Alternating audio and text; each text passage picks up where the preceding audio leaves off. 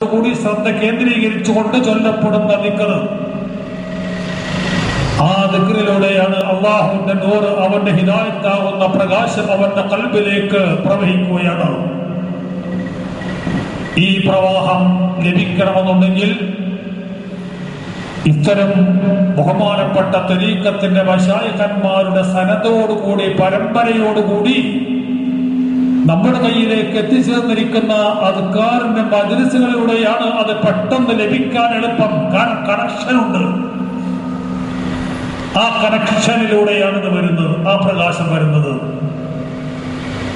Wiring ചെയ്യാതെ current വരില്ല എന്നതുപോലെ ആ വയറിംഗിലൂടെ വരുന്ന നമ്മുടെ ആ കണക്ഷൻ, അതുകൊണ്ടാണ് ആ കണക്ഷൻ ലഭിക്കാനാണ് സനദുള്ള അഥവാ തരീഖത്തിന്റെ മശായിഖന്മാരുടെ പാരമ്പര്യയുള്ള ആ മഹത്തായ അദ്കാറിന്റെ മജ്‌ലിസിലൂടെ നിങ്ങൾ അല്ലാഹുവിനെ കണ്ടെത്തണം. അപ്പൊ കൂടുതൽ എളുപ്പമായി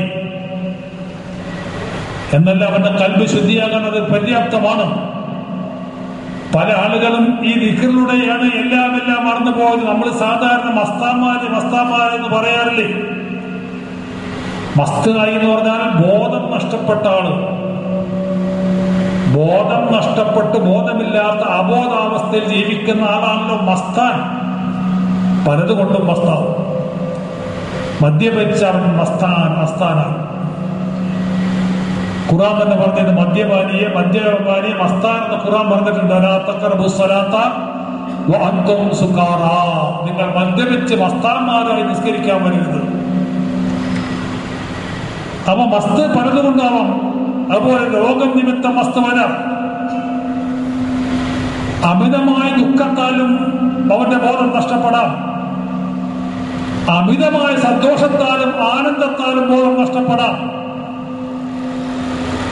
അതുകൊണ്ടാണ് ഇമാം മുസ്ലിം റളിയല്ലാഹു അൻഹു റിപ്പോർട്ട് ചെയ്യുന്ന ഒരു ഹദീസിലൂടെ വ്യക്തമാണ്, ഒരു സഹാബിയുടെ ഒട്ടകം നഷ്ടപ്പെട്ടു പോയി. ഒരിക്കൽ പല സ്ഥലത്തും നമ്മൾ അന്വേഷിച്ചു, എവിടെയും കണ്ടുകിട്ടിയില്ല.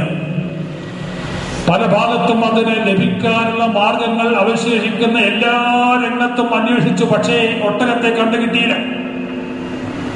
അങ്ങനെ നിരാശനായി.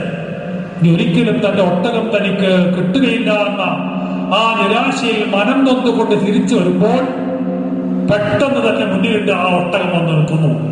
സഹാബിക്ക് മുമ്പിൽ കാണും.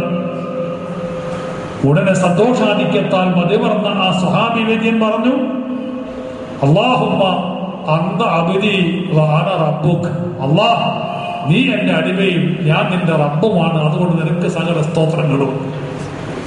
ഞാൻ നിന്റെ റബ്ബും നീ എന്റെ അടിമയുമാണ്. അന്ത അബ്ദി വഅന റബ്ബുക, ഞാൻ നിന്റെ അടിമയും നീ എന്റെ റബ്ബുവാന്ന് പറയേണ്ട സ്ഥാനത്ത് സന്തോഷാധിക്യത്തിൽ എന്ന് പറഞ്ഞു അന്ത അബ്ദി വഅന റബ്ബുക. അത് മറ്റൊരു തരം മസ്ത്. നബി സല്ലല്ലാഹു അലൈഹി വസല്ലം തങ്ങൾ അതിനെ എതിർത്തില്ല.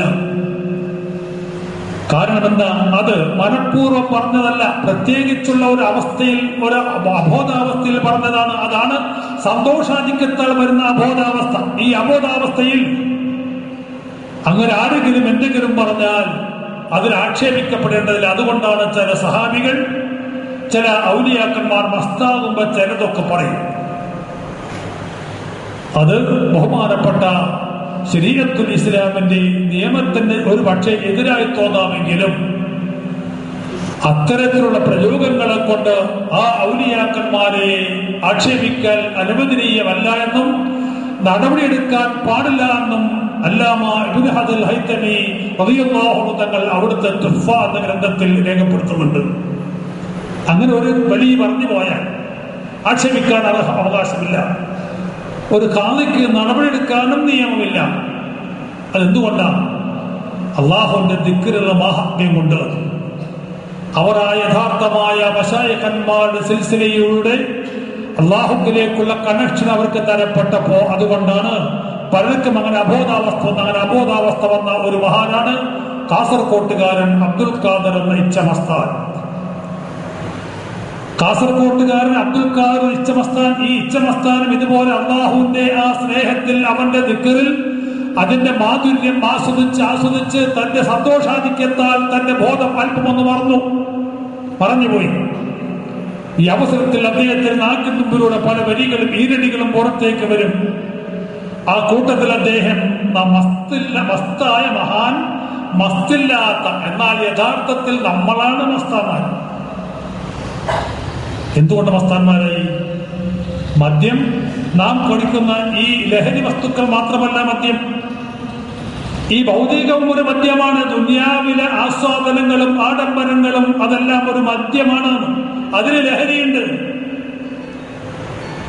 ആ ഭൗതികമാകുന്ന മദ്യം, ഭൗതികത്തിന്റെ ആസ്വാദനങ്ങളാകുന്ന ആഡംബരങ്ങളാകുന്ന മദ്യം നാം അങ്ങേയറ്റം അകത്തേക്ക് കയറ്റിയപ്പോൾ നമുക്ക് വന്നൊരു ലഹരി. ആ ലഹരി അംഗീകൃതമല്ല, അത് ആക്ഷേപാർഹമാണ്.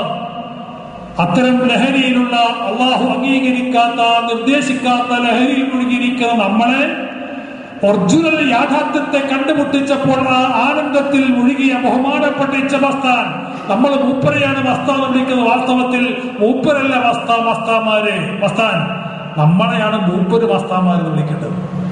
അപ്പോൾ യഥാർത്ഥമായ ഉൾവിളിയാളമുണ്ടായ, ഉൾക്കാഴ്ചയുള്ള മസ്താൻ എന്ന് വിളിക്കപ്പെടുന്ന മഹാൻ ഭൗതിക മദ്യത്തിന്റെ ലഹരിയിൽ ജീവിച്ചിരിക്കുന്ന നമ്മളാകുന്ന ഒറിജിനൽ മസ്താന്മാരായ, ബോധം നഷ്ടപ്പെട്ട സ്വബോധമില്ലാത്ത നമ്മളെ വിളിച്ചു പറയാണ്. എന്താ പറഞ്ഞത്? കർപ്പൂര കാന്തവടി കമ്പം കൊടുത്തിടിനി കാലങ്ങളൊക്കെ ഉലമാ